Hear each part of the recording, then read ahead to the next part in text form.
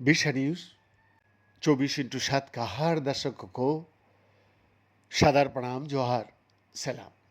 दर्शक, एक शोध और उस शोध का शोधकर्ताओं को ये जानकर आश्चर्य हुआ कि पॉलीइथिलीन, जो दुनिया में सबसे व्यापक रूप से इस्तेमाल होने वाली प्लास्टिक में से एक है, वो यकृत रोग में योगदान देता है क्योंकि इसे लंबे समय से जैविक रूप से अधिक निष्क्रिय सूक्ष्म प्लास्टिक में से एक माना जाता रहा। दर्शक, अब महासागरों, पीने के पानी और मानव ऊतकों में प्लास्टिक के छोटे छोटे टुकड़े दिखाई दे रहा है।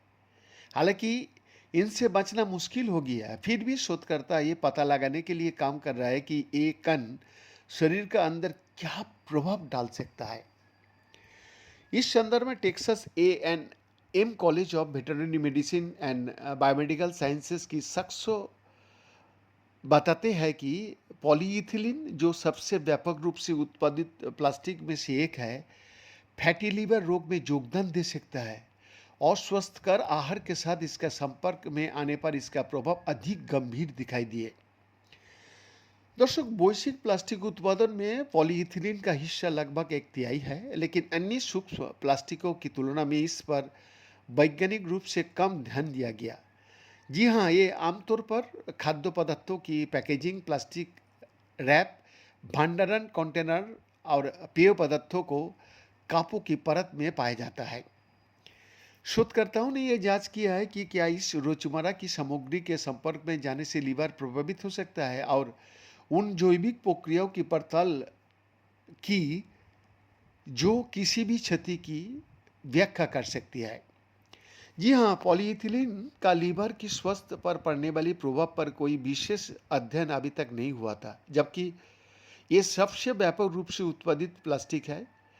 BMBS के पशु चिकित्सा और शरीर विज्ञान और औषध विज्ञान विभाग के एसोसिएट प्रोफेसर डॉक्टर आदि जोशी ने कहा, अब हम ये जानते हैं कि ये सूक्ष्म प्लास्टिक, विशेष रूप से पॉलीइथिलीन, हमारे लीवर की प्राकृतिक रक्षा और मरम्मत तंत्र को प्रभावित कर देता है।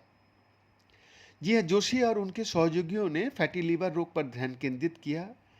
ये एक ऐसी स्थिति है जिससे लीवर की अधिकांश कोशिकाएं का अंदर अत्यधिक वसा जमा हो जाती है। अमेरिकन लीवर फाउंडेशन के अनुसार ये विश्व स्तर पर लगभग 25% लोगों को प्रभावित कर देता है। दर्शक, शोधकर्ताओं ने पाया कि अकेले पॉलीइथिलीन के संपर्क में आने से ही इस बीमारी से जुड़े लक्षण बढ़ जाता है, और ये लक्षण तब और भी अधिक स्पष्ट हो जाता है जब पॉलीइथिलीन को वसा, फ्रुक्टोज और कोलेस्ट्रॉल की उच्च मात्रा वाले आहार के साथ लिया जाता है।